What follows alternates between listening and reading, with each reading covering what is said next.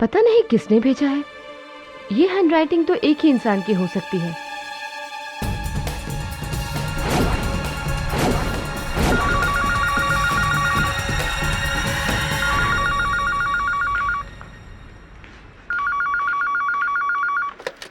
Hello,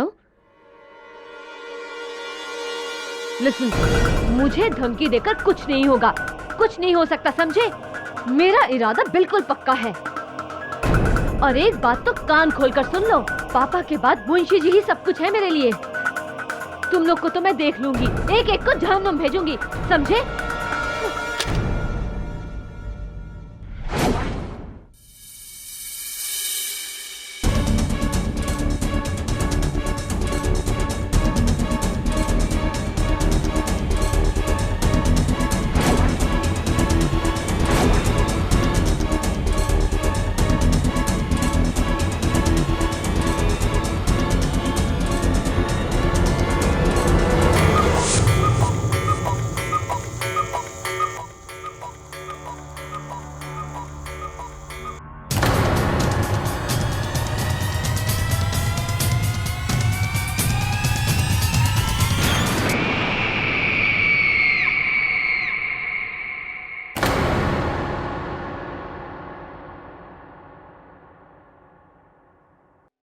मेरी ये बात समझ में नहीं आ रही है कि रचना बेटी का खुद का परिवार होते हुए भी सब कुछ उसने आपके नाम कर दिया। सुमित्रा, मैं इस बारे में रचना से बात करूंगा। मैं उससे कहूंगा कि मुझे उसका एक पैसा भी नहीं चाहिए।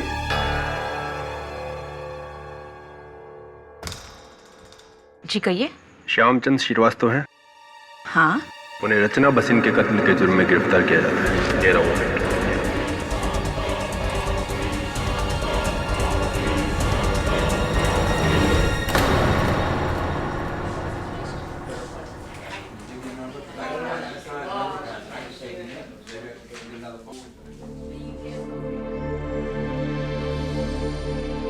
मुंशी जी,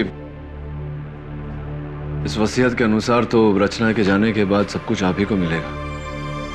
जाहिर सी बात है कि पुलिस आप पर ही शक करेगी। लेकिन मैंने कभी रचना बिटिया से किसी चीज का कोई लालच नहीं किया, बल्कि मैं तो उससे मिलकर ये कहने वाला था कि मुझे उसकी जायदाद में से कुछ नहीं चाहिए। मुलाजिम से ज्यादा मैं उसका बाप था। और आप ही बताइए, भला एक बाप अपनी बेटी से कभी कुछ ले सकता है? बातों का कोई फायदा नहीं है मुंशी जी, क्योंकि अदालत जज्बात नहीं सबूत देखता है मुंशी जी। लेकिन मैंने रचना बिटिया का खून नहीं किया है। मानता हूं मुंशी जी, लेकिन अदालत में ये बात साबित कैसे करें?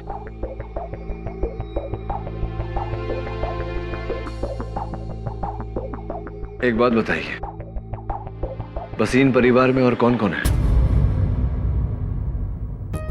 5 लोग और हैं, लेकिन रचना बिटिया की उनसे कभी नहीं बनी। वो उसका सौतेला परिवार है। अच्छा,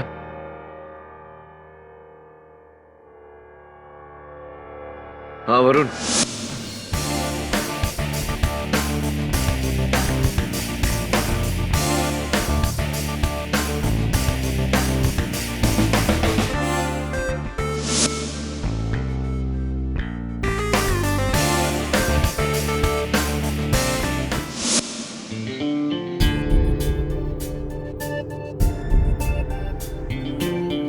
हेलो,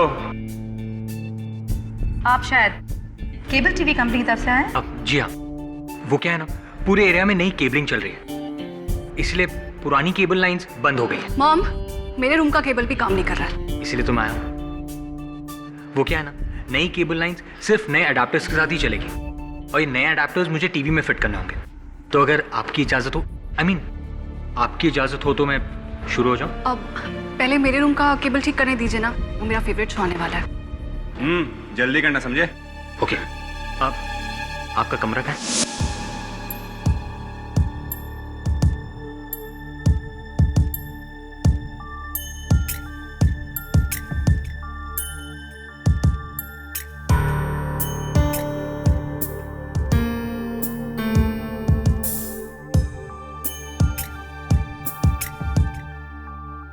सुजीत, तुम्हें अच्छी तरह से पता है ना कि रमनी को अपने कमरे की चीजों के साथ छेड़खानी पसंद नहीं है।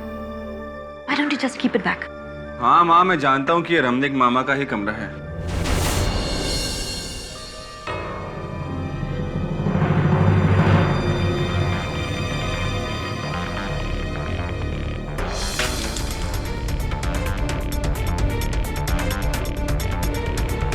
हेलो मिस्टर, और कितना वक्त लगेगा? बस 5 मिनट और। जल्दी करो। एक मिनट भैया, वो मेरे दूसरे कमरे में, मतलब दूसरे बेटे के कमरे की रूम की टीवी भी खराब है, उसको भी देख लेना। हाँ ओके मैडम।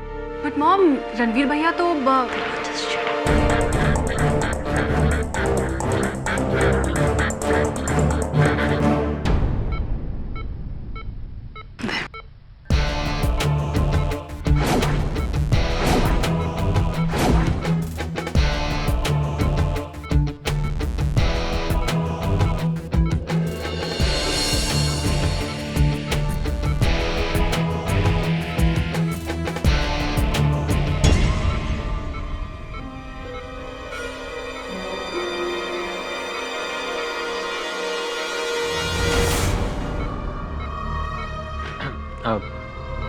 आपके बेटे को क्या हुआ है? तुम डॉक्टर हो? नहीं। तो फिर जो करने आए हो वो करो और जाओ यहाँ से। Oh sorry.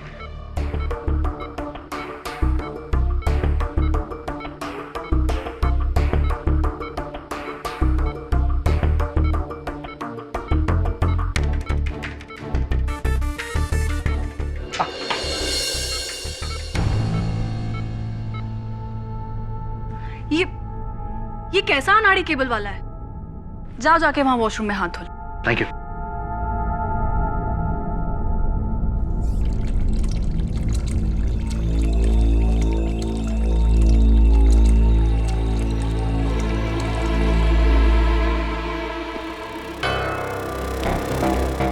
ये लो बैंडेड, और देखना बाथरूम में कहीं खून का दाग न रह जाए। या थैंक यू।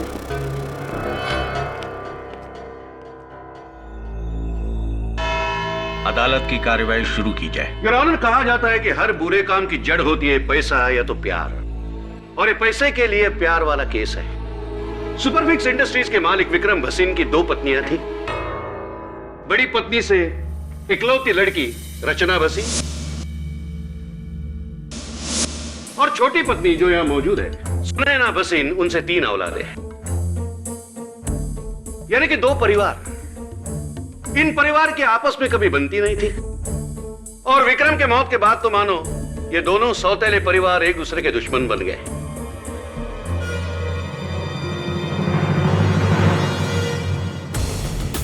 योर ऑनर, मरने से पहले विक्रम भसीन ने अपने 100 करोड़ की जायदाद अपने पहले पत्नी के नाम कर दी थी।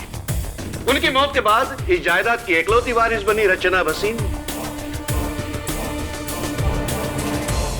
अफसोस, उनकी सौतेली मां और परिवार को कुछ नहीं मिला। इन जख्मों पे रचना ने नमक छिड़का जब उसने अपनी ये वसीयत बनाई।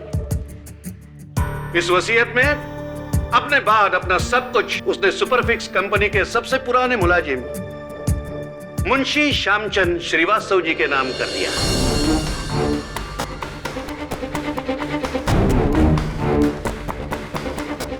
और यहां फिल्म में एंट्री होती है मेन विलन की, भोले वाले दिखने वाले मुंशी जी। मुंशी जी, आपकी उम्र क्या है?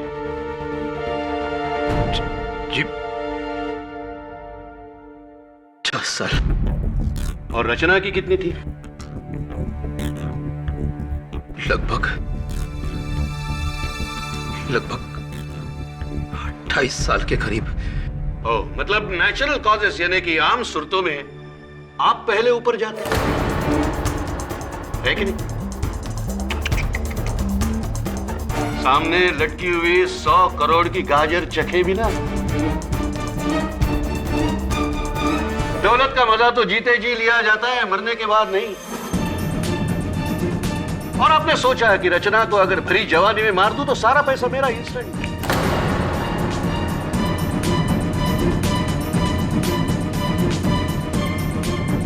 और अपनी बची कुची लाइफ में आराम ही आराम और ऐश ही ऐश। ये झूठ है जज साहब। आप मेरी पत्नी सुमित्रा से पूछ लीजिए। मैं ये वसीयत रचना को लौटाना चाहता था जज साहब। अरे जब उसके पैसे लेना मुझे गंवारा नहीं था, मैं उसकी जान कैसे ले सकता हूँ जज साहब, कैसे? जज साहब, रचना मेरे लिए मेरी बेटी समान थी। मुंशी जी, बेटी होना और बेटी समान होना इसमें काफी फर्क है। इसलिए आपने इस बेटी को सामान की तरह लुढ़का दिया, सिर्फ उन करोड़ों के लिए। Am I right? Your honour,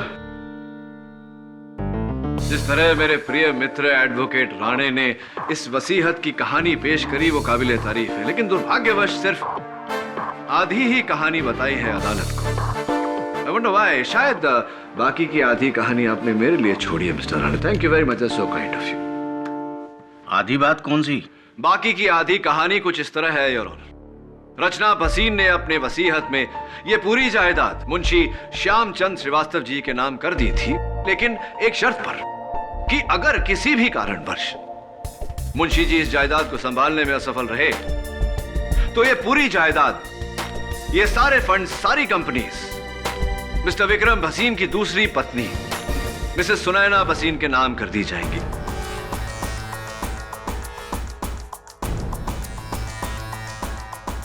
और किसी ने बड़ी शातिरता से, बड़ी होशियारी से रचना भसीन को रास्ते से हटाया और उस कत्ल का इंजाम मुंशी जी के सर मढ़ दिया। मुंशी जी को उम्र कैद हो जाए और वसीहत के तहत यह सारी जायदाद मिसेस सुनैना भसीन के नाम हो जाए।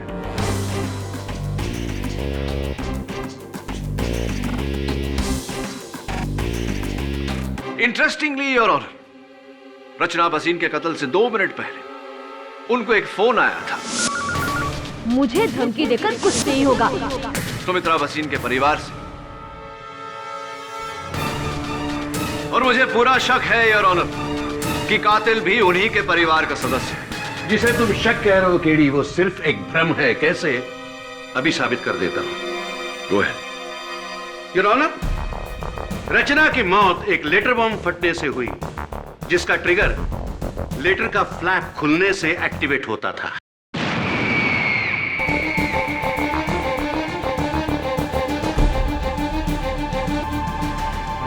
मुंशी जी, भसीन परिवार का नमक आप कितने सालों से खा रहे हैं? 26 सालों से मैं उनके साथ हूं। उसके पहले आप क्या करते थे भरी जवानी में? जी, कोलकाता में था मैं। कोलकाता में क्या कर रहे थे? नौकरी, पढ़ाई या बलवाई? I object your honour. Prosecutor साहब मेरे मुवक्किल पर लांछन लगा रहे हैं। बेवजह नहीं केडी। मुंशी जी जब कोलकाता में थे तब एक उग्रवादी थे और पुलिस से भागकर मुंबई आए थे।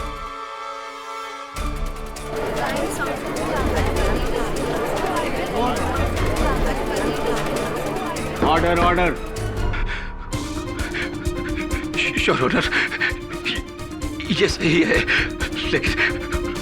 लेकिन वो मेरी पिछली जिंदगी थी और ये सब मैंने उसी वक्त छोड़ दिया था। मुंशी जी, जब आप उग्रवादी थे तब आपका एरिया ऑफ स्पेशलाइजेशन क्या था?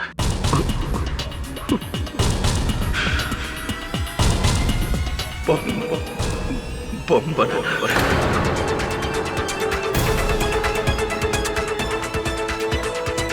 मतलब जो जवानी में सीखा बुढ़ापे में काम आ गया है? मिस्टर राणे, कोई सबूत है आपके पास कि मुंशी जी ने वो लेटर बॉम्ब बनाया था या ऐसे ही? वो लेटर बॉम्ब जहां से पोस्ट हुआ था वो पोस्ट ऑफिस मुंशी जी के बिल्कुल घर के बाहर है। इससे क्या साबित होता है? कुआं प्यासे के पास नहीं आता मिस्टर राणे, प्यासा कुएं के पास जाता है। आप भी जाकर उस लेटर बॉक्स का कभी भी इस्तेमाल कर सकते हैं, कोई मना नहीं है आपको। तो और एक सबूत पेश करता हूं केडी, सबूतों की कोई कमी नहीं है हमारे पास। मुंशी जी, इस लेटर पे बड़े सुंदर अक्षरों में जो पता लिखा हुआ है, क्या यह लिखावट आपकी है?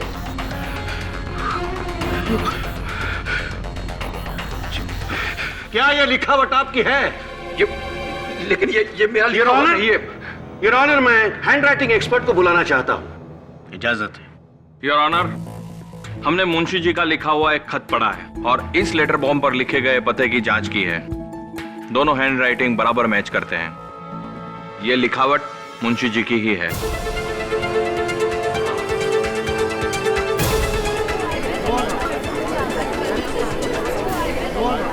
Silence please.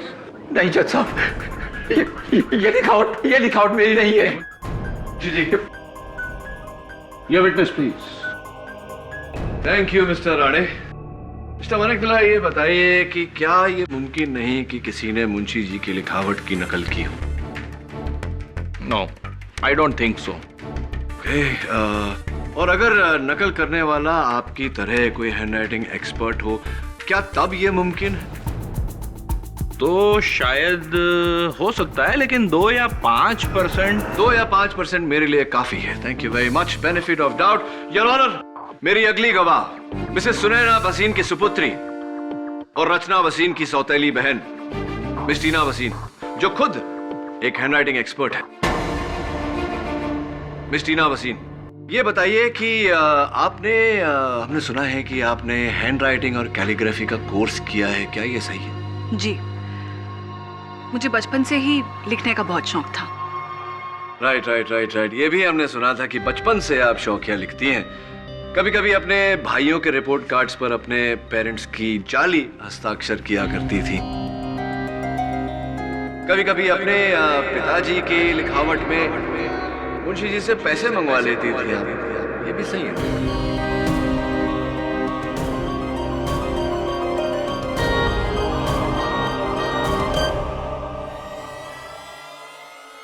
I'm sure ये बात आपको मुंशी जी ने बताई होगी। Anyway, इस लिफाफे पर जो नकल है वो मेरी नहीं है। उस लेटर पर जो नकल है वो मेरी नहीं है, इससे क्या मतलब है आपको? आपको कैसे पता कि वो लेटर पर जो लिखावट है वो नकल ही है? How do you know that?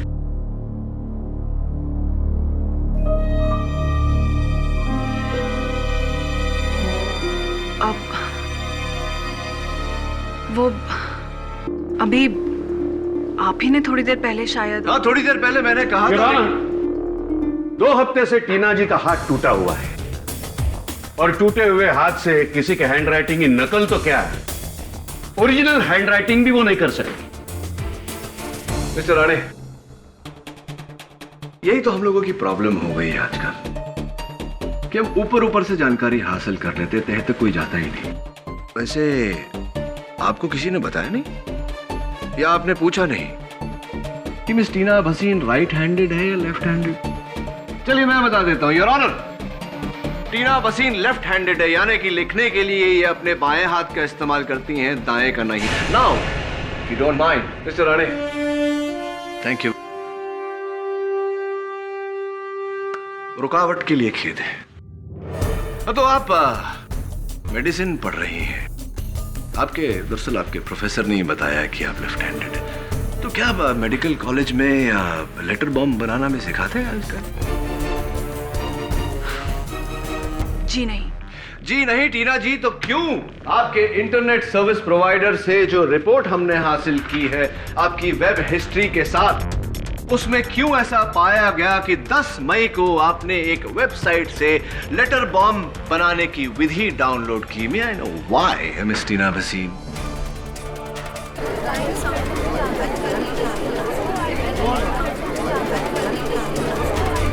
Order. अब ये मैंने डाउनलोड नहीं किया। आपके कंप्यूटर से क्या डेट बताया आपने? 10 मई, 10 मई।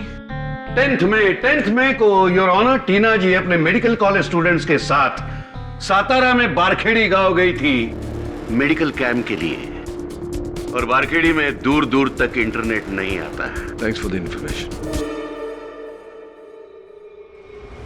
10 मई को आप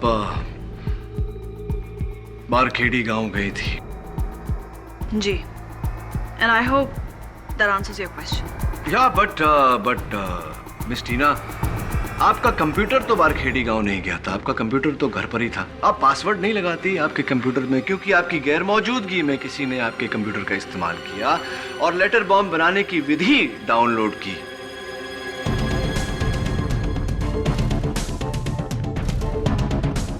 किससे पूछे? आपके भाई साहब से पूछे, सुजीत भाई साहब से। मिस्टर सुजीत भसीन, अदालत को बताइए कि आप क्या करते हैं, व्यवसाय क्या है आपका? जी मैं अपने रमनिक मामा के साथ उनके फैक्ट्री में काम करता हूँ। आप अपने रमनिक मामा के साथ उनके फैक्ट्री में काम करते हैं। अदालत को यह भी बता दीजिए कि क्या बनाते हैं आप उनकी फैक्ट्री में? जी इंडस्ट्रियल ग्लू, गोंद जो मशीनों में काम आती है वो। इंडस्ट्रियल ग्लू योर ऑनर, गोंद जो मशीनों में इस्तेमाल होता है। मिस्टर वसीन, क्या ये वही ग्लू है, वही गोंद है? जी सर। ये वही गोंद है योर ऑनर, इंडस्ट्रियल ग्लू, और इसके ट्रेसेस इस लेटर बॉम्ब पर भी पाए गए। फॉरेंसिक्स की रिपोर्ट आपके टेबल पर है। लेकिन ये यहाँ कैसे आया? यही तो हम भी सोच रहे हैं मिस्टर वसीम कि ये कहां से आया। Sticky situation. कहीं ऐसा तो नहीं मिस्टर वसीम कि आप ही हैं वो जिसने इंटरनेट से पहले लेटर बॉम्ब बनाने की विधि डाउनलोड की, फिर लेटर बॉम्ब बनाया और फिर रचना को पोस्ट किया? मिस्टर पाठक, लेटर बॉम्ब रिसीव हुआ था 11 तारीख को, मतलब पोस्ट में डाला होगा 9 या 10 को। तो लेकिन 9, 10 और 11 सुजीत अपने दोस्त की शादी के लिए बंगलोर गया हुआ था योर ऑनर। शादी के ये फोटोग्राफ्स और लेटर बॉम्ब 9 और 10 को अगर पोस्ट में डाला है मुंबई के गिरगाम पोस्ट ऑफिस में, तो इसने नहीं डाला होगा क्योंकि ये 9, 10 और 11 I get the point mister Rane, ये बेंगलोर में थे। Correct. I get the point. जाहिर सी बात है योर ऑनर कि ये लेटर इन्होंने पोस्ट नहीं किया, लेकिन मेरा सवाल अब भी यहां खड़ा है कि इनकी फैक्ट्री का ग्लू इस लेटर पर कैसे आया। इनके पास तो जवाब नहीं, लेकिन मुझे पूरा यकीन है कि इनके रमनिक मामा कटघरे में आकर हमको चिपकाएंगे, बताएंगे। सर, एक तो मुझे ये नहीं समझ में आ रहा है कि लिफाफे के ऊपर ग्लू कौन और क्यों लगाएगा, और दूसरी बात, मेरे अलावा लगभग और 50 फैक्ट्रीज हैं जो इस तरह का इंडस्ट्रियल ग्लू बनाती हैं। आप उन्हें क्यों नहीं पकड़ते? पकड़ता उन्हें मैं मिस्टर खन्ना, जरूर पकड़ता अगर जायदाद के वारिस वो होते, लेकिन जायदाद के वारिस तो आपकी बहन है। अरे तो आप मेरी बहन को पकड़िए ना।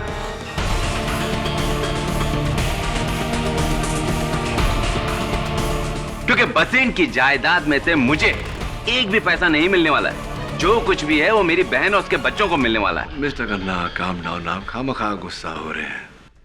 चलिए ये बताइए, आप किसी एडवोकेट सुरेश अय्यर को जानते हैं? याद नहीं? याद करिए।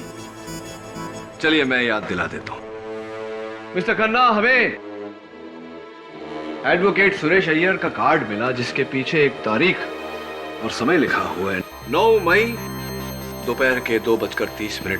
ये लिखावट को पहचानते हैं आप? जी हाँ, याद है मुझे। उस रोज मैंने उस वकील से फोन पे बात की थी क्योंकि मेरा भांजा रणवीर उससे मुलाकात करना चाहता था। क्यों? ये मैं आपको कैसे बता सकता हूँ? ये तो रणवीर आपको बता सकता है। लेकिन पिछले 3 महीनों से रणवीर कोमा में है जज साहब।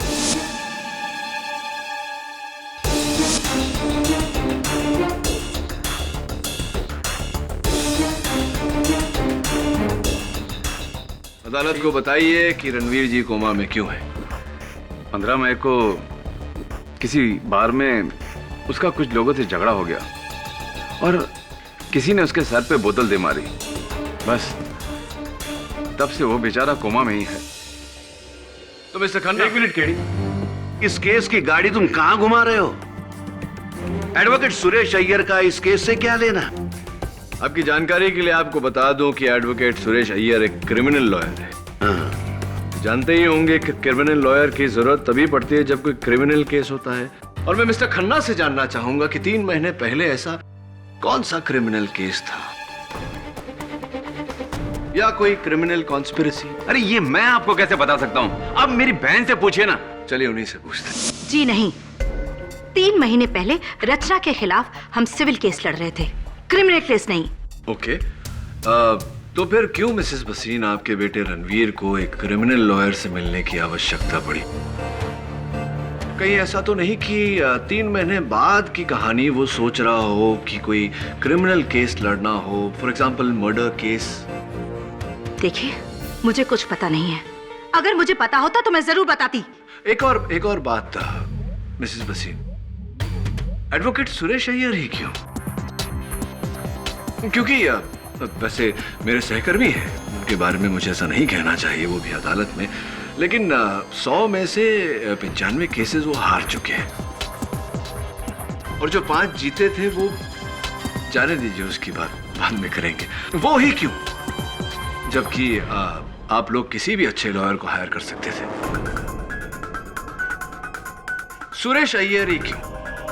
कहीं ऐसा तो नहीं कि रणवीर साहब जानबूझकर कोई क्रिमिनल केस हारना चाहते थे? मैंने कहा ना आपसे कि मुझे कुछ पता नहीं है। क्या साबित करना चाहते हो केडी? साबित करना चाहते हो कि वो लेटर बॉम्ब परिवार में से ही किसी ने भेजा था? जी। देखो, अगर 9 और 10 तारीख को अगर वो लेटर बॉम्ब पोस्ट हुआ है तो उस दौरान सुजीत बंगलोर में था, टीना सातारा में थी, और सुनैना अपने भाई रमणीक के साथ शिरडी में। शिरडी में वो साई पैलेस होटल में ठहरी थी, जिसका ये बिल है जैसा। अब शहर में बचा कौन? रणवीर। रणवीर भसीन तो कोमा में था। अब केडी पाठक कहेंगे कि कोमा से उठकर रणवीर ने ही वो लेटर बॉम्ब पोस्ट किया है? हो सकता है?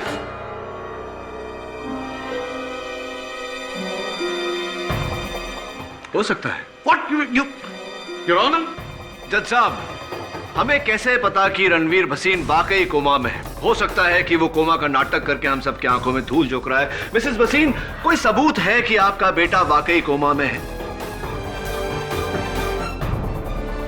मिसेस सुनैना भसीन, क्या आपके पास आपके बेटी की बीमारी का कोई सबूत है? योर ऑनर, मेरा नाम डॉक्टर शंकर है। पिछले 3 महीनों से मैं मिस्टर रणवीर भसीन का इलाज कर रहा हूं। उनकी सारी मेडिकल रिपोर्ट्स मैंने इस अदालत में पेश की हैं, जिन्हें देखने के बाद यह साबित होता है कि मिस्टर रणवीर पूरी तरह से कोमा में हैं।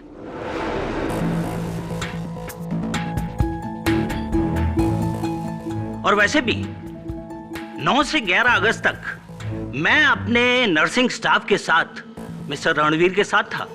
जाहिर है मिस्टर रणवीर कोमा में थे, इसलिए वो पूरा दिन अपने बेड पे थे।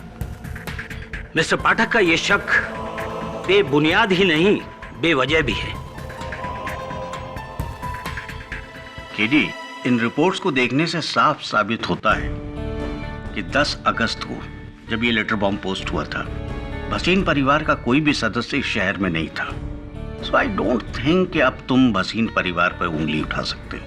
बचा अंगूठा यानी कि ठेंगा जो तुम्हें इस केस में मिलने वाला है। योर ऑनर, मुझे पूरा यकीन है कि इस केस में कुछ ऐसा है जो हमें दिखाई नहीं दे रहा, इसीलिए मैं अदालत से अगली तारीख की गुजारिश करता हूं। Granted. The court is adjourned for the day. करो, तैयारी करो, पहली शिकस्त की तैयारी।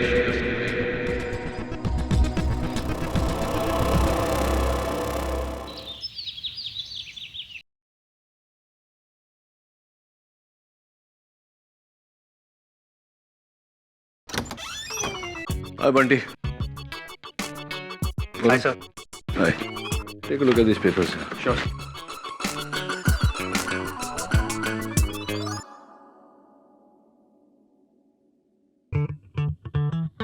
क्या बंटी, क्या कर रहा है? लॉयर बनने की प्रैक्टिस। लॉयर या लायर? लॉयर। अच्छा, लॉयर। तो बुक तो सीधी कर ले। सर, मुझे एक बात समझ में नहीं आई। उस लेटर बॉम्ब के बाहरी हिस्से पर गोंद क्यों लगी थी? गोंद तो हम अंदर लगाते हैं ना? हाँ, ये मैं भी सोच रहा था, और वो भी इंडस्ट्रियल ग्लू, मशीनें चिपकाई जाती है इससे।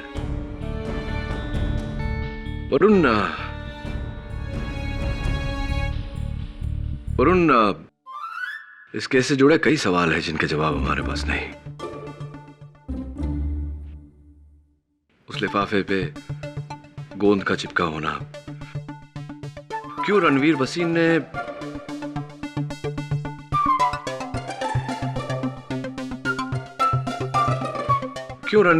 ने एक ऐसा लॉयर किया जो यकीनन केस हारता। वो ना हो भसीन परिवार में से ही किसी ने। अबे रुक रुक। कुछ भी करता है ये बच्चा। What is this? क्लियर। पर इतनी देर तक छत पर कैसे चिपकी थी? सर, छत से याद आया, रणवीर के बाथरूम की सीलिंग पर भी अजीब सी तस्वीरें लगी हुई हैं। बाथरूम की सीलिंग पे? बाथरूम के सीलिंग पर कोई फोटो क्यों लगाए गए? वही समझ में नहीं आ रहा है।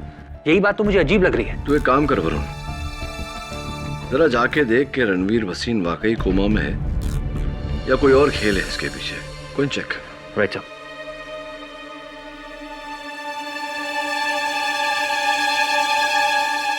क्या तुम्हारी? हाय। अब तुम क्या चेक करने आए हो? वो एक्चुअली पहली वाली केबल बहुत पतली थी और ये केबल, ये लेटेस्ट फाइबर केबल है। इसमें आपको सुपर एचडी क्वालिटी मिलेगी।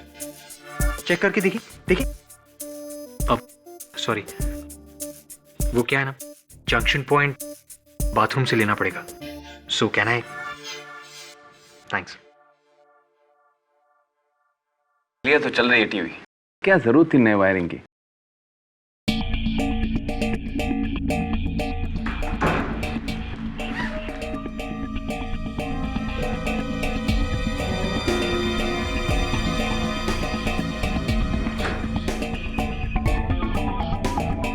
अब जंक्शन पॉइंट कहीं और से लेना होगा।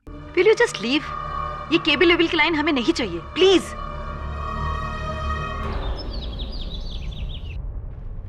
ये देखिए सर। सर, ये तो वही इंडस्ट्रियल ग्लू है ना जो उस लेटर पे था।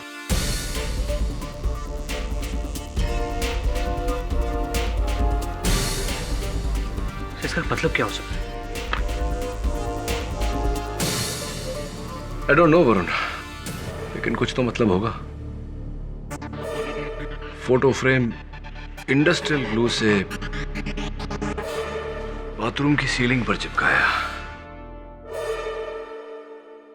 मिस्टर केडी पाठक, पिछली बार तुमने अदालत से वक्त लिया था अपना केस और मजबूत करने के लिए कुछ सबूतों को इकट्ठा करने में। क्या तुम्हारी तैयारी पूरी है? Unfortunately not, your honour. लेकिन मेरे पास कुछ सवाल है और मुझे पूरी उम्मीद है कि आज अदालत में मुझे उन सवालों का जवाब मिलेगा। अब कैसे सवाल? योर ऑनर, 3 महीने पहले इस केस से जुड़ी 3 वारदातें हुई। 3 महीने पहले भसीन हाउस के इंटरनेट द्वारा लेटर बॉम्ब बनाने की विधि डाउनलोड की गई। 3 महीने पहले मिस्टर रणवीर भसीन ने criminal lawyer mister Suresh Iyer को कांटेक्ट किया और 3 महीने पहले मिस्टर रणवीर भसीन कोमा में चले गए। मेरी शक की सुई एक बार फिर से घूमकर मिस्टर रणवीर भसीन पर आट की। फिर से रणवीर भसीन जो 3 महीने से कोमा में है? यू राइट, वही Ranveer Bhasin mister Rane. Your honour, मुझे भसीन हाउस से कुछ तस्वीरें मिली ऐसी जो मिस्टर रणवीर भसीन के बाथरूम के सीलिंग पर चिपकाई गई थी इसी इंडस्ट्रियल ग्लू से, जो हमें इस लेटर बॉम्ब पर भी मिली।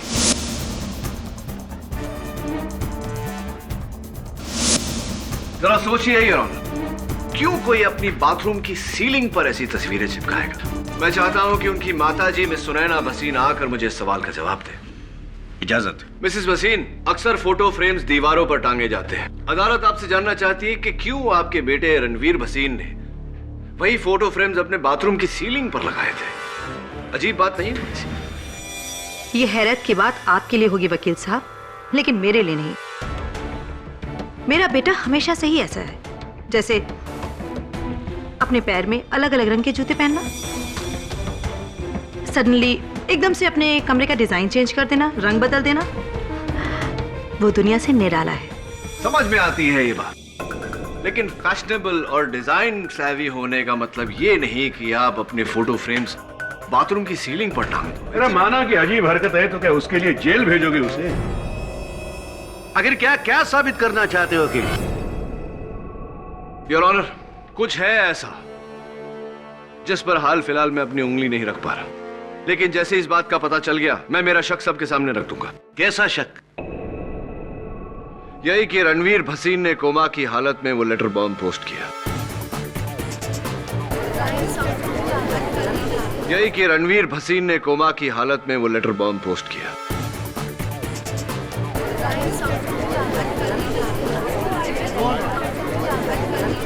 Silence, silence in the court.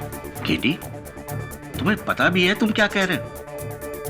Comatose patient जो मुश्किल से अपनी पलकें तक नहीं झपका सकता, वो बिस्तर से उठकर ये लेटर बॉम्ब पोस्ट करेगा? योर ऑनर, दिमाग खराब हो गया है इस केडी पाठक का। जब जिंदों पर उंगली नहीं उठा सका तो मुर्दों को निशाना बना रहा है। राणे,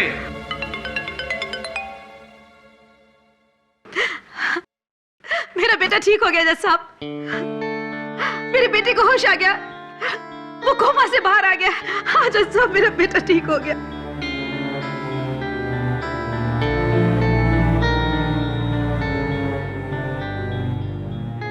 योर ऑनर, इससे अच्छी खबर तो हो ही नहीं सकती।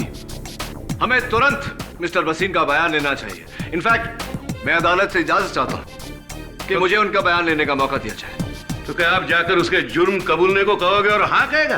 Absolutely mister Rane. Yes KD, Ranveer Bhasin ने अगर इनकार कर दिया तो फिर तुम्हारे पास कोई रास्ता नहीं बचता। और वैसे भी तुम्हारा ये शक मेरी समझ से बाहर है। जब ये लेटर्स पोस्ट हुए थे उस वक्त रणवीर भसीन कोमा में था। तुम कैसे साबित करोगे कि वो खूनी है?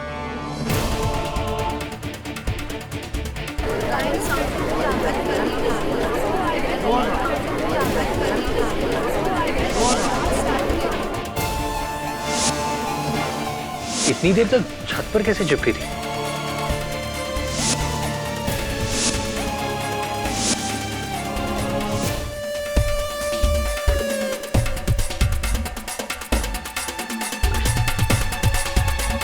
योर ऑनर, मैं अदालत में वेइंग स्केल मंगवाने की इजाजत चाहता हूँ। Weighing scale? लो, अभी नहीं, इंसाफ का तराजू चाहिए। लाकर दे दो इन्हें। Permission granted. Your honour, Bhasin house के इंटरनेट द्वारा डाउनलोड की गई लेटर बॉम्ब बनाने की विधि के अनुसार मैंने ये पैकेट बनाया है। चिंता मत करिए योर ऑनर, फटेगा नहीं।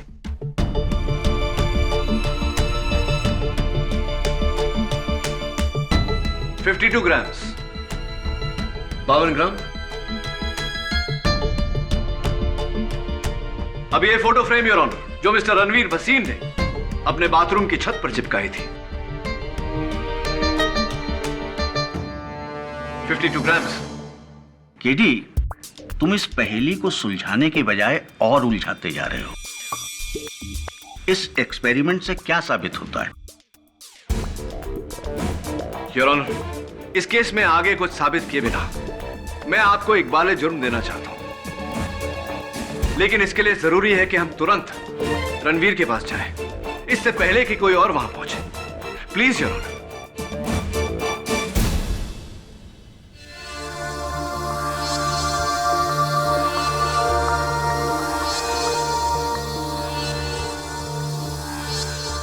डॉक्टर, मैं कितनी देर से बेहोश था? 3 महीने से। 3 महीने? पर मेरी फैमिली? वो बेटा क्या है कि तुम्हारी स्टेप सिस्टर रचना। क्या हुआ रचना को? अरे कुछ नहीं हुआ रचना को। रचना को क्या हो सकता है? रचना एकदम भली चंगी है। लंदन गई है, नया ऑर्डर मिला ना उसको, उसके सिलसिले में। आप सोच रहे होंगे कि मैं कौन हूँ। मैं रचना का पड़ोसी, उसके बाजू में रहता हूँ। वो क्या हुआ ना कि डाकिया आया था, रचना थी नहीं। रचना लंदन में थी, मैंने बोला ना लंदन गई है, तो लंदन में थी तो डाकिया मेरे पास उसका ये लेटर छोड़ के गया था।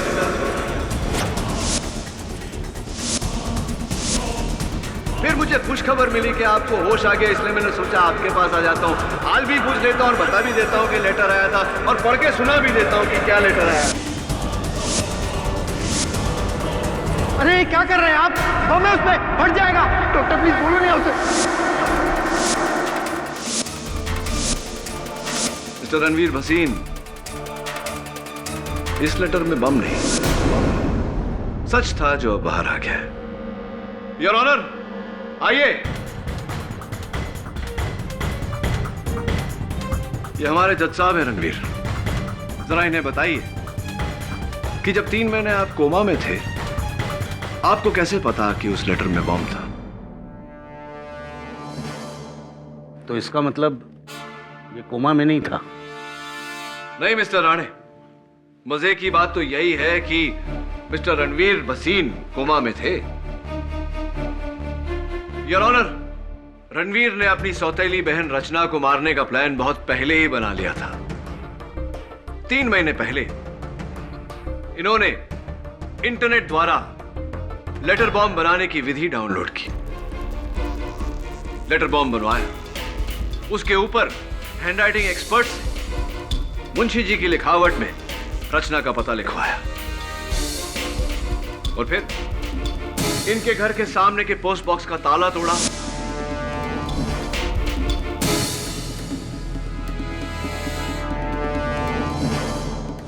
इंडस्ट्रियल ग्लू से उस लेटर बॉम्ब को पोस्ट बॉक्स के अंदर ऊपरी हिस्से में चिपका दिया।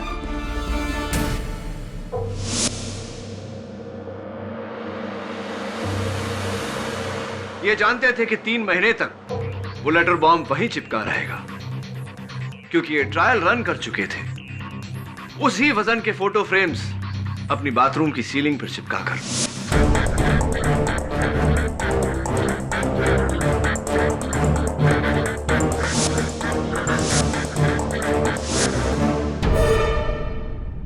और 3 महीने बाद योर ऑनर, उस लेटर बॉम्ब पर लगे इंडस्ट्रियल ग्लू का असर जब खत्म हुआ, वो लेटर पोस्ट बॉक्स के अंदर गिरा और पोस्टमैन ने उसे रचना के घर डिलीवर कर दिया।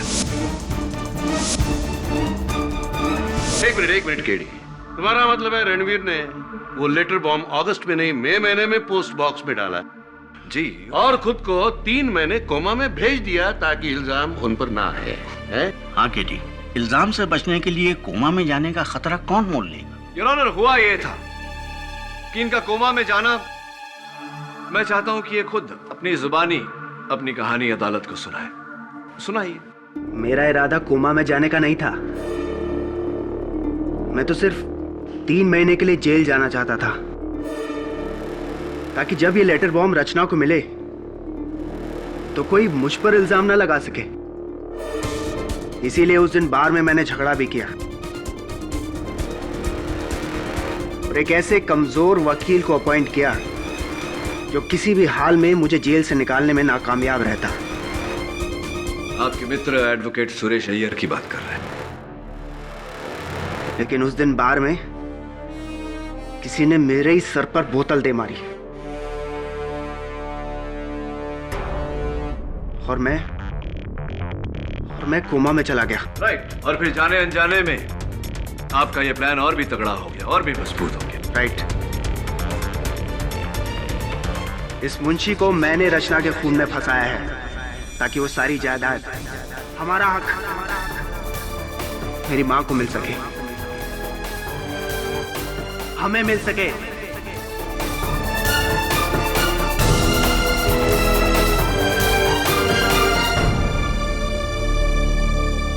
ये अदालत रणवीर भसीन को रचना भसीन के कत्ल के जुर्म में हिरासत में लेने का हुक्म देती है।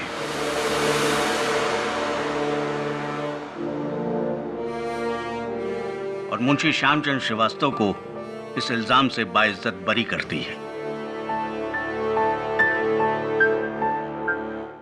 The case is closed. अरे मिस्टर राणे, एक बात तो आपसे कहना भूल ही गया। वो हाल ही में महाराष्ट्र टूरिज्म ने मुझे एक ब्रोशर भेजा था। कोल्हापुर के पास में एक बहुत सुंदर सी जगह है। मैं तो कहता हूँ मिस्टर राणे के बदले की भावना छोड़िए और रिटायर होने की सोचिए। Thanks for the advice.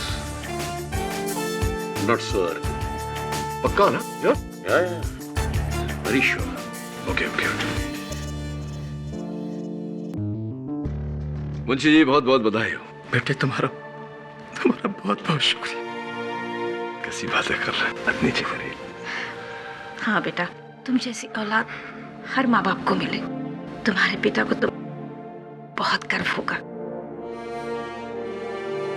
जहां तक मुझे याद है, उन्हें सिर्फ खुद पर गर्व है। कई वर्ष हो गए हम संपर्क में नहीं। लेकिन बेटा कब तक? क्या पता, जब तक वक्त और हालात एक बार फिर से हमें आमने सामने नहीं खड़ा करता। हो सकता है इसी अदालत में। Who knows?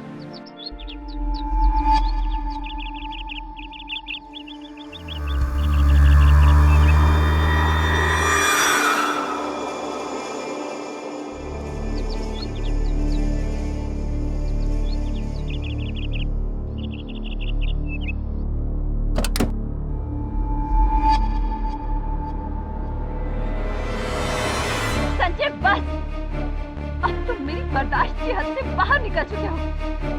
मैं तुम्हारी अय्याशियों से तंग आ चुकी हूँ। संजय!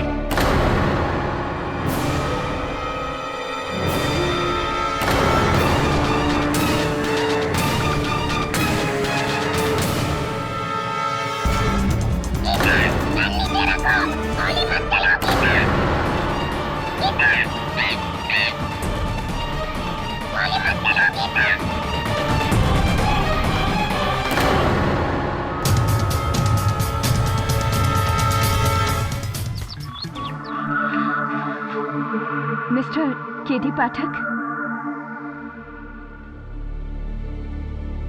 जी कहिए। बैठ। मैं मिसेस उषा मधोक, ये मेरी बेटी गीता। बहुत जल्द इस पर अपने सौतेले पिता के कत्ल का इल्जाम लगने वाला है।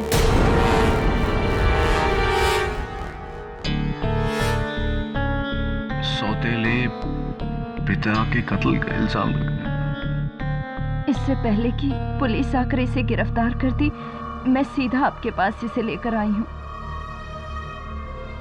दरअसल आज सुबह मेरे पति संजय मधोक की लाश हमारे लोनावाला फार्म हाउस में मिली और उनकी लाश के पास उनका पालतू तोता चैको भी मिला।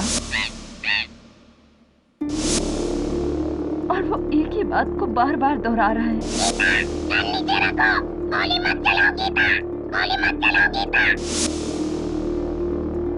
केडी सर, मैंने मिस्टर मधोक को नहीं मारा है। एक मिनट। एक तोता कह रहा है कि इन्होंने कत्ल किया है, इसलिए आप? जी हाँ। देखिए मिसेस मधोक, तोते की गवाही अदालत नहीं मानती। अगर आपकी बेटी बेगुनाह है तो मैं बचा लूंगा। आइए इंस्पेक्टर दवे, आइए। ये लड़की बेगुनाह नहीं है। ये रहा अरेस्ट वारंट। हथकड़ी पहनाओ। एक मिनट दवे, एक तोते के बयान के आधार पर तुम इस लड़की को अरेस्ट करो? केडी, तोते के अलावा बाकी सबूत भी इसके खिलाफ है। Really? Your honour, Geeta Madhok के आंसुओं की ये बाढ़ उनकी बेगुनाही के दर्द की वजह से नहीं है, बल्कि इसलिए है जज साहब क्योंकि गुनाह करने के बाद ये पकड़ी गई।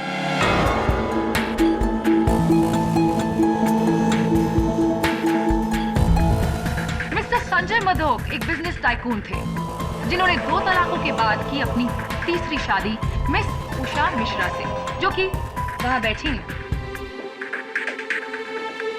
अब वो खुद एक डिवोर्सी हैं, जिनकी पहली शादी से उनकी एक बेटी है, मिस गीता मिश्रा।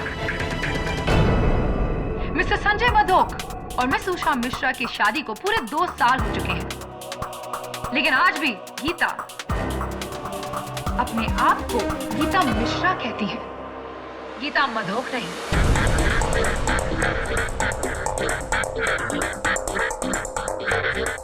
मिस्टर संजय मधोक सौतेले थे, लेकिन थे तो आपके पिता। क्या बुलाते थे आप उन्हें प्यार से? पापा, डैडी, पॉप्स, व्हाट? जी मैं उन्हें मिस्टर मधोक ही कहती थी। क्यों? क्या वो आपके दिल में पिता की भावना नहीं जगा सके? जी नहीं।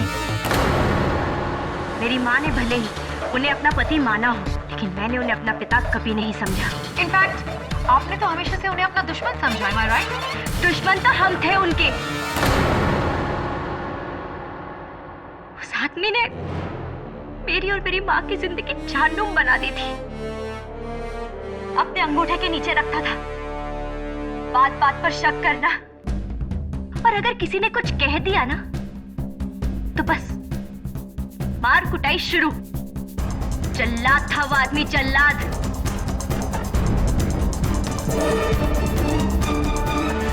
बाप होने का कौन सा फर्ज निभाया उसने? क्या ये सच है कि एक हफ्ते पहले आपके बर्थडे पार्टी के दिन आप दोनों के बीच बड़ा सा तमाशा हुआ था? तू मैं हुई थी, जहाँ के आपके पिता ने मिस्टर मधोक ने आपको चोर कहा था। चोर? मिस्टर मधोक को ये लगता था कि सबकी नजर उनके पैसों पर है। मेरा बर्थडे भी बर्बाद कर दिया उन्होंने। मन तो आया कि मैं उनसे ही बेटी।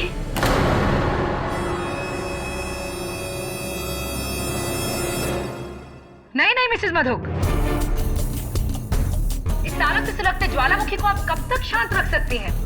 एक ना एक दिन तो इसे फटना ही था, और जिस दिन वो फटा उस दिन निकली एक गोली जो सीधा मिस्टर मधोक के सीने को चीरकर बुझाने चली मिस गीता के इंतकाम के प्यास को।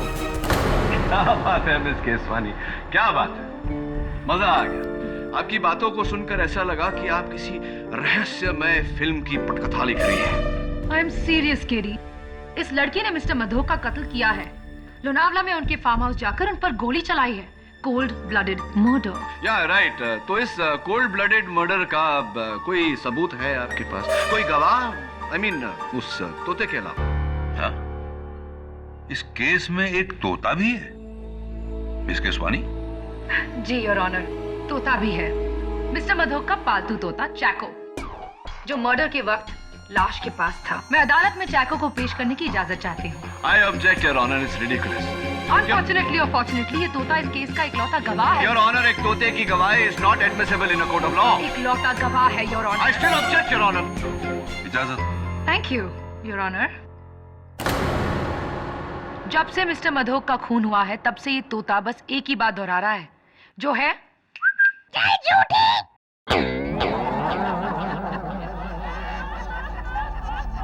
Order order.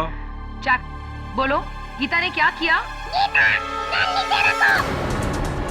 गोली मत चलाओ गीता।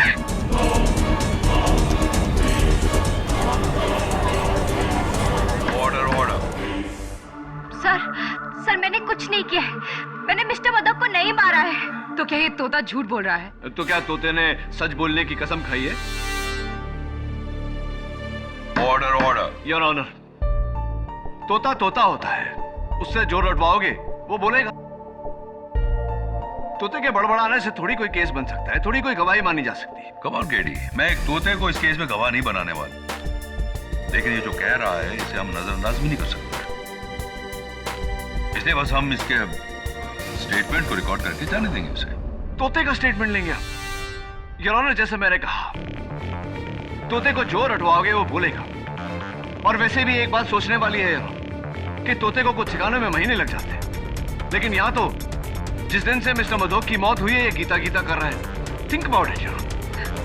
किस किताब में लिखा है केडी कि एक तोते को सीखने के लिए महीने लग जाते हैं? आम बात है, ज्यादातर ऐसा ही होता है। ज्यादातर, हमेशा नहीं। What are you trying to say? इंसानों की तरह हर तोते का भी अलग अलग ग्रास्पिंग पावर होता है। तोते के ग्रास्पिंग पावर की बात कर रहे हैं? चैको, बोलो, it's funny. Order order. Chaco, bad boy, बोलो, किस्वानी। चैको, बोलो, किस्वानी। मिस केसवानी, शायद इसकी ग्रास्पिंग पावर इतनी मजबूत नहीं है।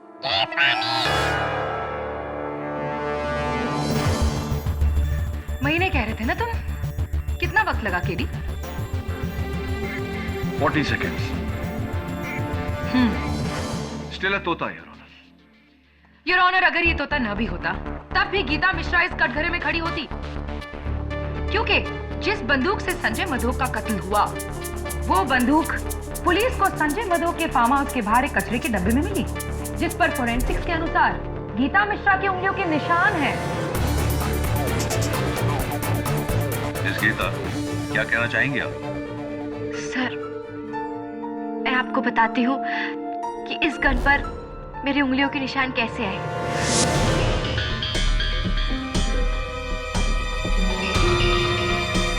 उस दिन मैं मिस्टर मधोक से मिलने सुबह फार्म हाउस गई थी, लेकिन डोरबेल बजाने के बावजूद उन्होंने दरवाजा नहीं खोला।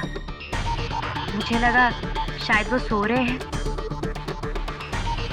इसलिए वहां से जाने लगी कि अचानक एक गमले में मैंने इस गन को देखा।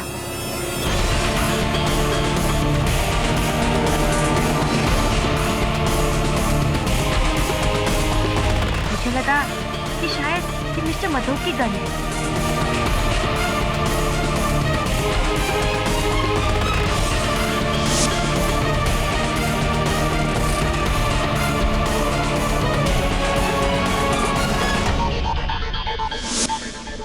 अगर ऐसा था तो तुमने वो गन कचरे में क्यों फेंकी गीता? कुछ दिन पहले एक लड़ाई के दौरान मिस्टर मधोक ने मेरी माँ को गोली मारने की धमकी दी थी, इसलिए गुस्से में आकर मैंने वो गन फेंक दी। पर मुझे नहीं पता था कि इसी गन से उनकी हत्या हुई है। By the way Geeta, mister Madhok जिन्हें तुम्ही ने कुछ ही देर पहले जल्लाद कहा था, इतनी सुबह सुबह तुम्हें क्यों मिलने गई थी?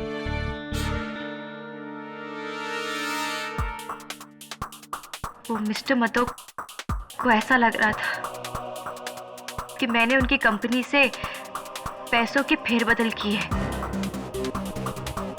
और वो पुलिस को बुलाने वाले थे। उनकी इसी गलतफहमी को दूर करने में वहां पर गई थी। कितने पैसों की फेरबदल गीता? वो कुछ 8 करोड़ की।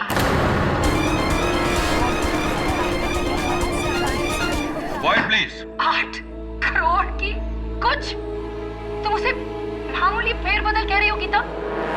ये तो बहुत बड़ा गबन है, स्कैम है, इट्स अ फ्रॉड। इसीलिए मारा तुमने मिस्टर मधोक को। मैंने किसी का खून नहीं किया है और ना ही मैंने वो पैसे लिए हैं। लिए हो या ना लिए हो, अब उससे क्या फर्क पड़ता है?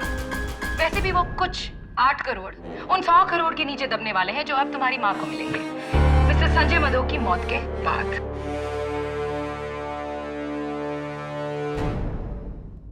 डिफेंस।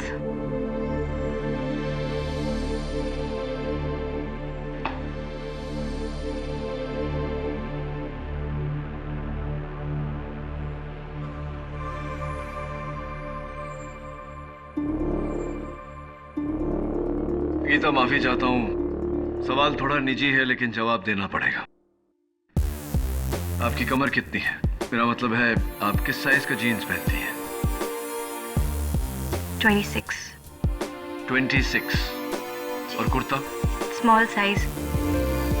क्या ये कपड़े आपके हैं? जरा बताइए। नहीं, ये कपड़े मेरे नहीं हैं। कभी आपने इन कपड़ों को पहले देखा? जी मैंने नहीं देखे। योर ऑनर, ये कपड़े मिस्टर संजय मधोक के फार्म हाउस के बेडरूम की अलमारी से पाए गए हैं। ये गीता के नहीं है क्योंकि ये इनकी साइज से बड़े हैं। ये मिसेस उषा मधोक के नहीं है क्योंकि ये उनकी साइज से छोटे हैं। यानी कि किसी तीसरी औरत के। योर ऑनर, ये कपड़े मिस्टर संजय मधोक की पड़ोसन मिस बालाकृष्णन की है, जिन्हें मैं कटघरे में बुलाने की इजाजत चाहता हूं।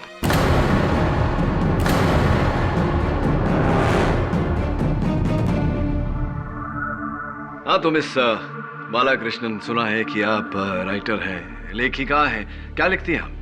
जी मैं नोवेल लिखती हूँ। अच्छा। अक्सर लोनावाला में अपने फार्म हाउस जाकर, जो मिस्टर मधोक के फार्म हाउस के काफी नजदीक है।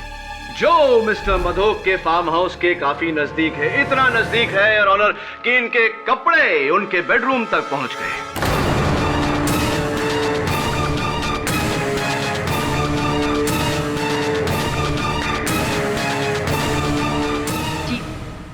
ये कपड़े मेरे नहीं हैं। ये कपड़े आपके नहीं हैं? ताज्जुब की बात है मिस बालाकृष्णन, क्योंकि आपके कपड़ों पर जो लॉन्ड्री का टैग लगा हुआ है, SM लॉन्ड्री, इनके मालिक का ये कहना है कि ये जी, ये कपड़े मेरे हैं।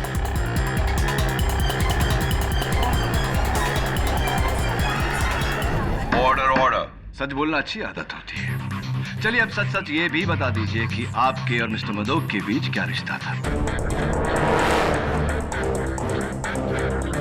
संजय और मैं गहरे दोस्त थे? जी नहीं। गहरे दुश्मन थे? जी जी, गहरे दुश्मन इसलिए मिस बालाकृष्ण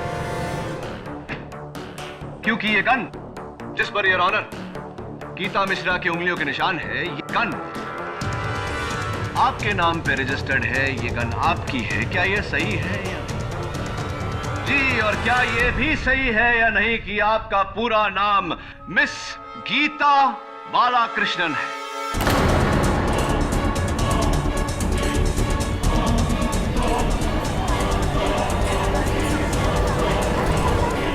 ऑर्डर ऑर्डर।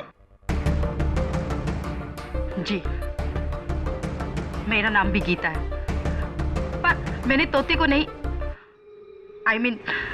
मैंने संजय मधोक को नहीं मारा। गन नीचे रखो गीता, गोली मत चलाओ गीता।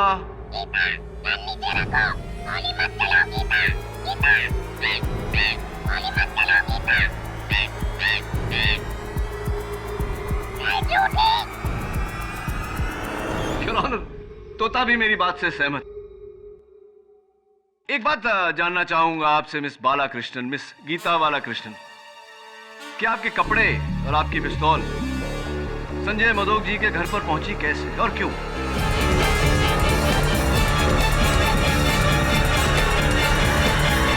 जी, संजय और मेरे बीच अफेयर चल रहा था, इसलिए।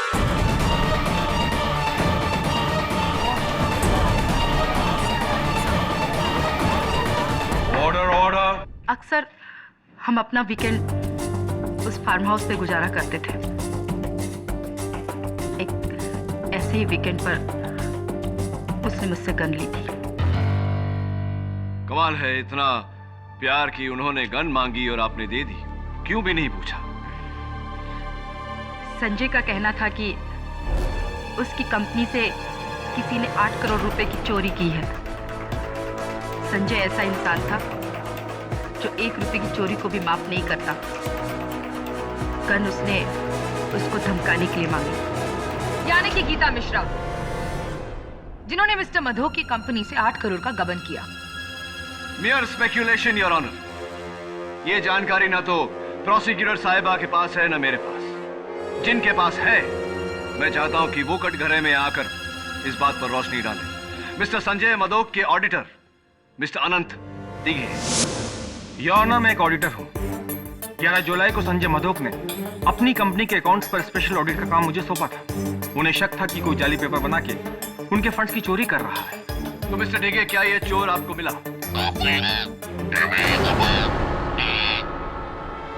सॉरी, मैं पूछ रहा था कि क्या ये चोर आपको मिला?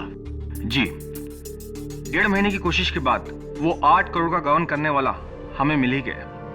गीता मिश्रा? जी नहीं, मिस्टर ब्रिज कोटियाल।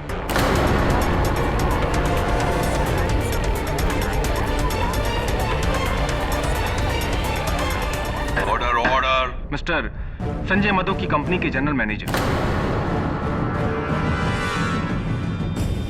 तो मिस्टर डिगे, क्या आपने मिस्टर मधोक को इत्तला की इस बारे में?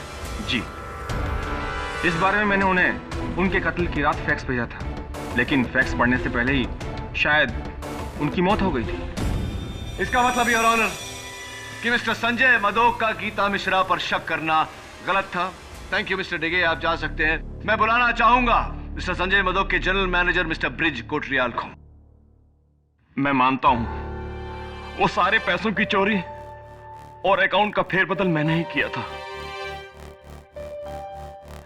लेकिन मैंने मिस्टर मधोक को नहीं मारा, जैसा मैंने मिस्टर मधोक को नहीं मारा।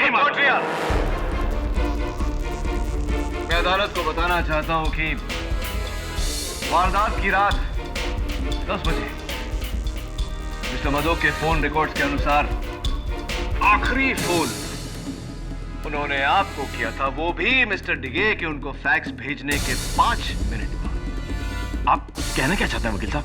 मैं ये कहना चाहता हूँ मिस्टर कोटरिया कि मिस्टर डिगे ने मिस्टर मधोक को फैक्स भेजा, जिसे पढ़कर मिस्टर मधोक ने आपको फोन किया। आपको लगा कि आपका केस खत्म हो गया और आपके गबन की बात आम हो जाए उससे पहले आप।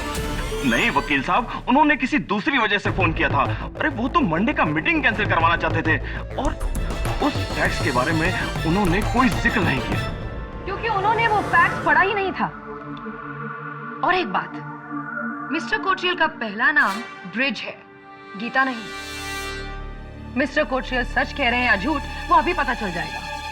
क्योंकि योर ऑनर, उस रात 10 बजे मिस्टर मधोक अपने फार्म हाउस में अकेले नहीं थे। उनके साथ थे उनके पड़ोसी कर्नल रंजीत थापर। मैं और संजय बहुत पुराने दोस्त थे। इनफैक्ट 2 साल पहले वो फार्म हाउस संजय को मैंने ही बेचा था। उस रात हमेशा की तरह मैं और संजय साथ ही में बैठे थे, गप्पे लड़ा रहे थे कि यार थापर, तू तो आर्मी वाला है ना, कोई अच्छी सी सिक्योरिटी बता, मुझे बॉडीगार्ड चाहिए। क्यों, तुझे कौन धमका रहा है? अरे वो मेरी सौतेली बेटी गीता। यकीन नहीं होता, उसी लड़की ने मेरी कंपनी के अकाउंट से 8 करोड़ का घपला किया है। 8 crore, can you believe it? और उसे पता है कि ये बात मैं जानता हूं। बस एक बार सबूत हाथ लग जाए, उस लड़की को अंदर करवा दूंगा। तो तुझे डर है कि इससे पहले कि तू कुछ करे वो तेरी जान ले लेगी? कोई शक है?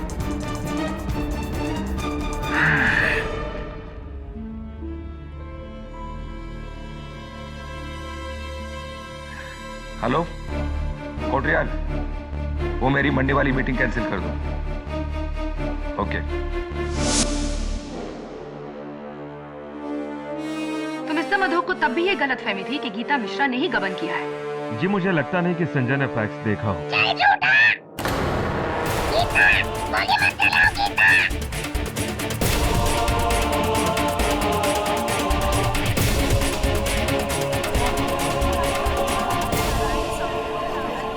Order order.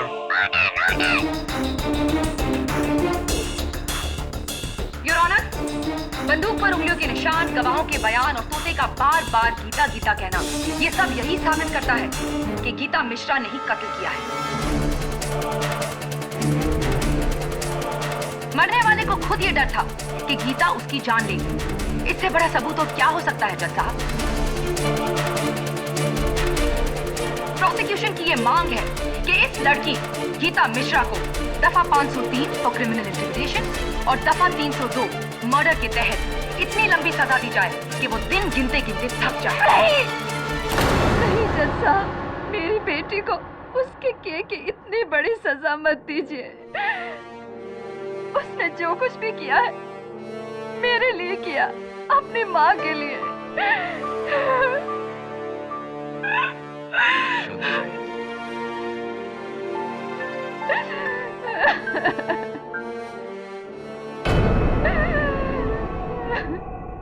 मिसेस मधोक, क्या आपको सचमुच ऐसा लगता है कि गीता ने वो कत्ल किया है? नहीं, लेकिन जिस तरह से हालात थे मुझे लगा शायद मेरी बेटी ने। देखिए मिसेस मधोक, आपने अदालत में जो किया, भरी अदालत में जज के सामने, कुल मिला के आपने केस प्रोसिक्यूशन को जितवा दिया, अपनी बेटी को सजा सुना दी आपने। आई एम सॉरी, लेकिन मैं डर गई थी। इस तरह की भाषा कौन कौन सिखाता है?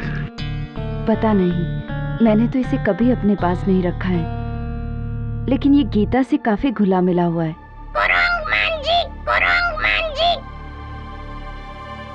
ये तो तमिल बोल रहा है। तमिल में बंदर को कुरंग कहते हैं और मुंजी मतलब फेस, यानी कि बंदर जैसा मुंह। मिसेस मधोक, आपके घर में कोई है जो तमिल बोलता है, आप या गीता या कोई और? जी नहीं। अच्छा, तो फिर इसने तमिल बोलना कहाँ से सीखा?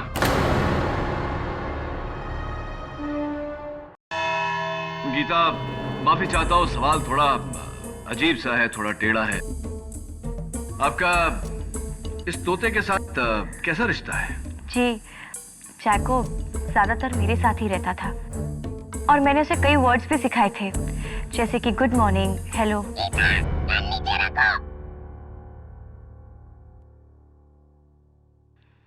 और कुछ गीता? जब मैं अपनी उंगली उसके सामने रखती थी तो बड़ी अच्छी तरीके से वो उस पर आकर बैठ जाता था। यानी कि आप और चैको के बीच इतनी दोस्ती थी कि वो आकर आपकी उंगली पर बैठ जाता था। योर ऑनर, मैं चाहता हूं कि इन्हें मौका दिया जाए कि ये वहां जाकर अपनी बात का प्रदर्शन कर सके। इजाजत है।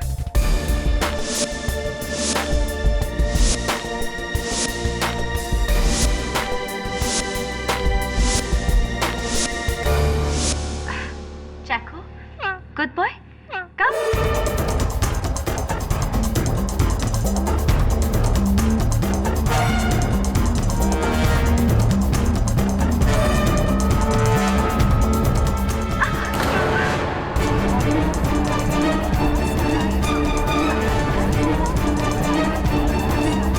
Order order. इसने ऐसा कभी नहीं किया। इसलिए क्या कीता? क्योंकि वो जानता है कि तुम ही कातिल हो। बिल्कुल गलत सोच है आपकी प्रोसिक्यूटर साहब। मैं allow me to explain. Geeta, आप आइए। योर ऑनर, इस तोते ने जो किया it's not surprising at all, क्योंकि ये चैको है ही नहीं।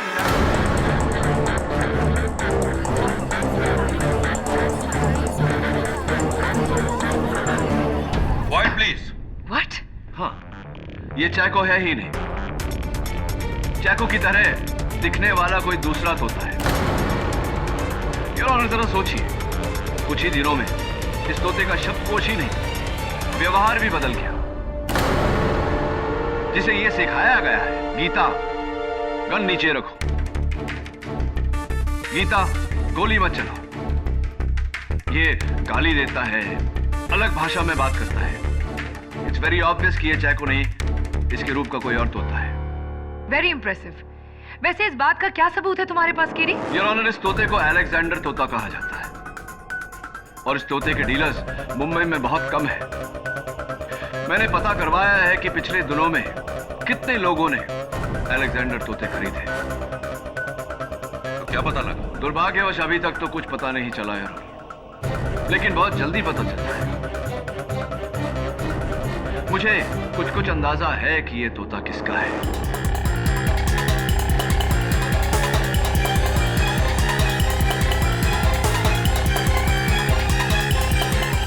ये तोता मेरा नहीं है, इसे मैंने नहीं खरीदा। गीता जी, ये तोता उस दिन मेरे दफ्तर में तमिल में गालियां दे रहा था और इस केस से जुड़े सारे लोगों में से सिर्फ एक आप ही है जिसको तमिल आती है।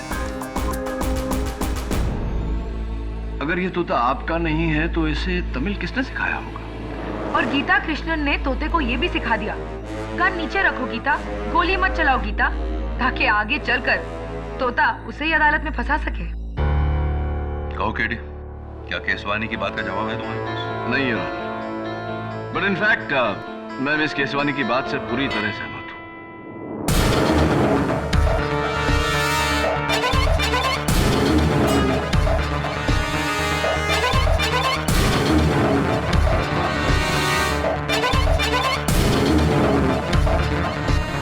योर ऑनर, इस तोते के डैडी यानी कि अप्पा मिल गए हैं। आपकी इजाजत हो तो मैं उन्हें कटघरे में बुलाना चाहता हूँ। वणकम सर, वणकम।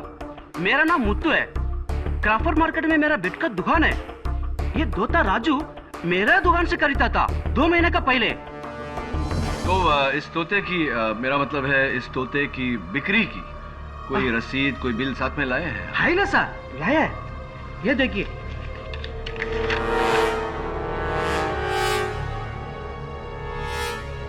14 जून को आपने ये अलेक्जेंडर पैरेट बेचा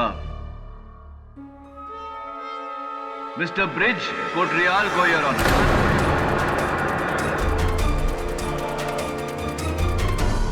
हाँ सर, उधर बैठा ना, वही साहब है।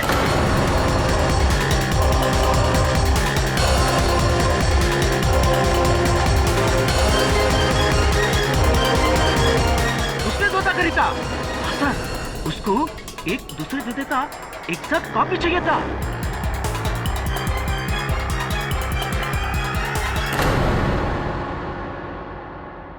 माफी चाहता हूँ मिस्टर कोटरियाल, रहा नहीं जा रहा मुझसे।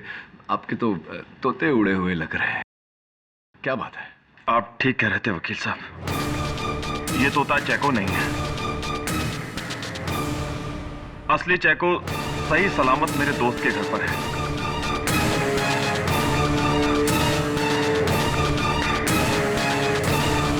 ये तोता मैंने मार्केट से खरीदा था और बहुत मुश्किल से इसे मैंने गीता के खिलाफ बोलना सिखाया था।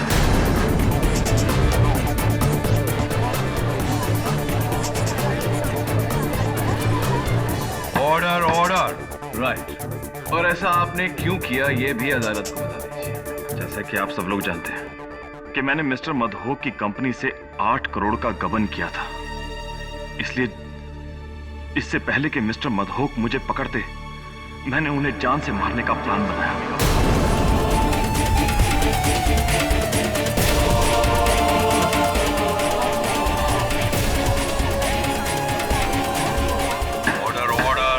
लेकिन मैंने प्लान बनाया, मारा नहीं। जैसा मैंने प्लान बनाया, मारा नहीं। What nonsense, mister Kotriyal. Plan बनाया लेकिन उन्हें मारा नहीं। अब तो साफ साफ साबित हो चुका है कि उनके मरने से सबसे बड़ा फायदा आप ही को था। सब मैं मानता हूँ मुझे फायदा था, लेकिन फिर भी मैंने उन्हें नहीं मारा। देखिए मैं आपको ठीक ठीक बताता हूँ कि हुआ क्या था। उस रात को ठीक 10 बजे मुझे मिस्टर मधोक का फोन है। हेलो कोटरियाल, मेरे फार्म हाउस पहुंचो फौरन, अभी और इसी वक्त। उस फोन से मुझे अंदाजा हो गया था उस ऑडिटर से मेरे खिलाफ मिस्टर मधोक को सारे सबूत मिल गए होंगे। मैं बहुत डर गया था। मैंने सोचा कि अब मेरी खैर नहीं। मैंने अपनी रिवॉल्वर उठाई और मैंने उस तोते को साथ लिया और मैं मिस्टर मधोक के फार्म हाउस पर पहुंच गया। और जब मैं वहां पर पहुंचा तो मैंने देखा कि फार्म हाउस का दरवाजा खुला हुआ है। Mister Madhok, mister Madhok. और अंदर सोफे पर मिस्टर मधोक की लाश। मैंने करीब से देखा तो पता चला कि उन्हें किसी ने गोली से मारा था।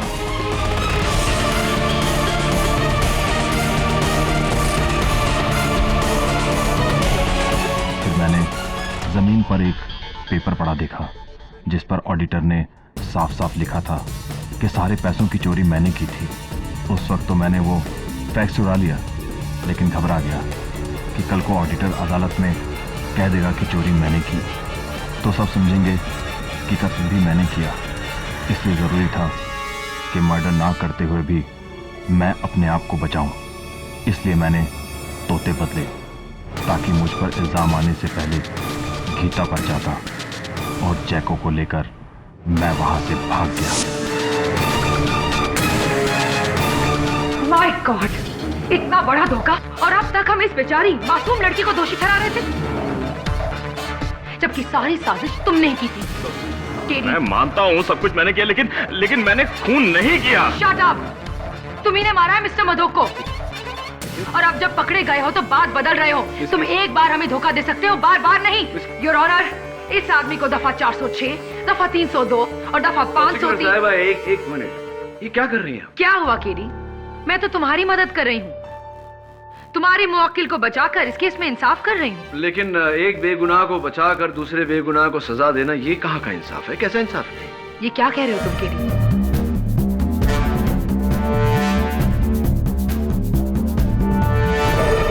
केडी, तुम्हें लगता है कि मिस्टर कोटरियाल सच बोल रहे हैं? मुझे लगता नहीं योर ऑनर, पूरा यकीन है कि मिस्टर कोटरियाल सच बोल रहे हैं। ये सही है कि इन्होंने गबन किया, ये सही है कि इन्होंने मिस्टर मधोक को मारने का प्लान बनाया, लेकिन इन्होंने मिस्टर मधोक को नहीं मारा। फिर कौन है मिस्टर मधोक का कातिल? योर ऑनर, मिस्टर डिगे ने मिस्टर मधोक को जो फैक्स भेजा था, हम अब तक नहीं जानते थे कि मिस्टर मधोक ने वो फैक्स पढ़ा या नहीं, लेकिन कोटरियाल साहब के बयान के बाद ये साबित हो गया है कि मिस्टर मधोक ने वो फैक्स पढ़ा था। सीक्वेंस ऑफ इवेंट्स में इसका मतलब ये हुआ कि रात 10 बजे तक मिस्टर मधोक को पता चल गया था कि गबन मिस्टर कोटरियाल ने किया है।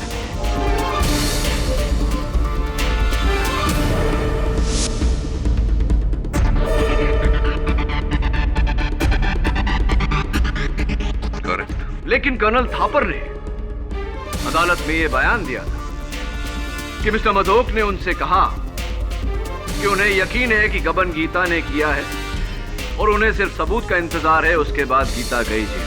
बस एक बार सबूत हाथ लग जाए उस लड़की को अंदर करवा दूंगा। Obviously your honour, colonel Thapar ने झूठ बोला था। मैं उन्हें कटघरे में बुलाकर पूछना चाहता हूं कि उन्होंने झूठ क्यों बोला। हाँ तो कर्नल थापर, उस दिन अदालत में ये गीता के खिलाफ मन घड़न कहानी आपने बनाई, क्यों झूठ बोला था? झूठी गवाही मेरी नहीं है, संजय मधोक की है। आप उसी से पूछिए, गीता को लेकर उसने मुझसे क्यों झूठ बोला। I like it. बड़े शातिर हैं आप जानते हैं कि संजय मधोक की लाश उठकर अदालत में आने वाली तो है नहीं गवाही देने, इसलिए आप ये सारा कुछ उस पर डाल रहे हैं। बेनिफिट ऑफ डाउट देकर अगर मैं आपकी बात मान भी लूं, तब भी कर्नल साहब मेरे मन में एक सवाल रह जाता है। उस दिन जब मिस्टर कोटरियाल ने अदालत में झूठी गवाही दी थी, आपने उस झूठ का साथ दिया था, आपने भी झूठी गवाही दी थी। क्यों ऐसा? उन्होंने किसी दूसरी वजह से फोन किया था। अरे वो तो मंडे का मीटिंग कैंसिल करवाना चाहते थे और उस फैक्स के बारे में उन्होंने कोई जिक्र नहीं किया। जी मुझे नहीं लगता कि संजय ने उस फैक्स को देखा था।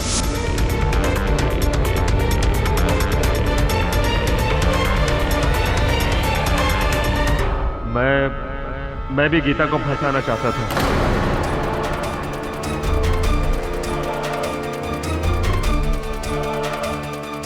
आप भी गीता को फंसाना चाहते थे। कर्नल साहब, मिस्टर कोटरियाल गीता को फंसाना चाहते थे, ये बात तो समझ में आई, लेकिन आप क्यों फंसाना चाहते थे? कहीं ऐसा तो नहीं कि संजय मधोक का कत्ल गीता के सर पर डाल के आप खुद बचना चाहते थे? Am I right? Or am I right? I think I'm right. आप एक एक्स आर्मी ऑफिसर हैं। ऐसा करके आप हमारे संविधान के खिलाफ जा रहे हैं, विरुद्ध जा रहे हैं। वैसे भी आपकी एक खामोशी आपके काम नहीं आने वाली। अदालत में खामोशी के दो ही कारण होते हैं, या तो आपको छिपा रहे हैं या संजय मधोक का कत्ल आपने किया है।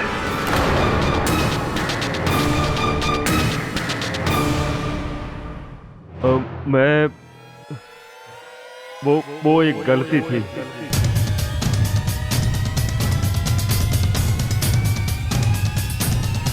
वो एक गलती थी। कर्नल साहब, गलती का समाधान गलती मान लेने से होता है, सच को छिपाकर नहीं। अदालत को बताइए कि सच क्या है।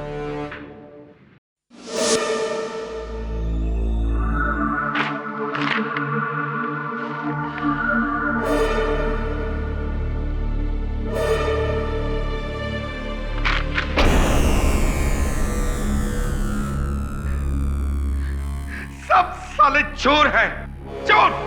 जहां देखो वही साले पीठ में खंजर भोंकने वाले चोर।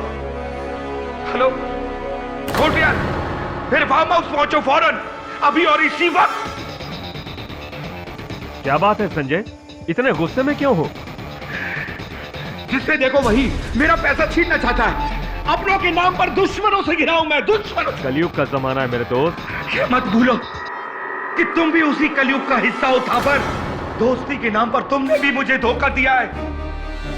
फार्म हाउस के नाम पर मार्केट प्राइस से दुगनी रेट में बेचा है तुमने मुझे। क्या आप पागल जैसी बातें कर रहे हो? ये फार्म हाउस मैंने तुम्हें मार्केट रेट में बेचा है, बल्कि बेस्ट प्राइस में।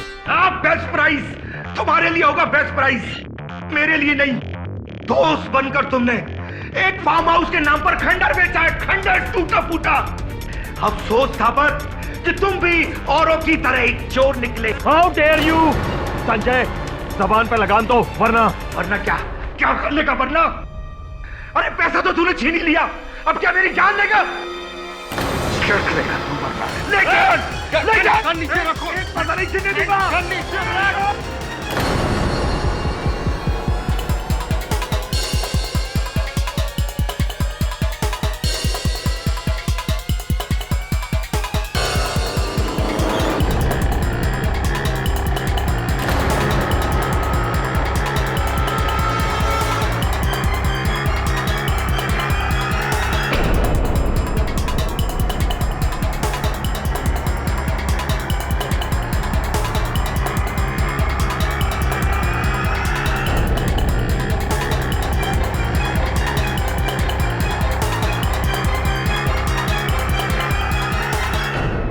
एक इज्जतदार आर्मी ऑफिसर के ऊपर चोरी का इल्जाम? मेरे सारे करियर में मेरे सीनियर से लेकर मेरे जूनियर तक आज तक किसी ने मेरे ऊपर उंगली तक नहीं उठाई। सर ऊंचा और सीना चौड़ा रख के मैं आर्मी से रिटायर हुआ था और उस आदमी ने मुझे चोट ठहरा दिया। उसकी इतनी हिम्मत! मधोक के लिए तो सभी चोर थे क्योंकि वो खुद एक चोर था। मेरे हाथों नहीं तो किसी और के हाथों मरता, किसी और के हाथों।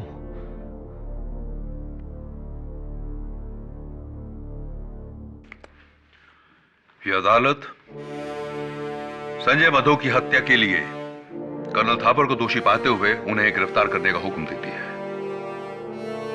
और मिस्टर ब्रिज कोटरियाल पर धोखाधड़ी, गबन और सबूतों को बदलने के लिए कार्रवाई करने का हुक्म देती है। मिस गीता मिश्रा को इस केस में बेकसूर पाते हुए उन्हें बाइज्जत बरी करती है। The case is closed. Congratulations, Katie. Well deserved. बेटी, आजादी बहुत बहुत मुबारक हो। Thank you KD. एक माँ होकर मेरा अपनी बेटी पर से विश्वास उठ गया था, लेकिन तुमने अपना विश्वास नहीं छोड़ा। केडी पाठक का सत्य पे से विश्वास कैसे उठ सकता है?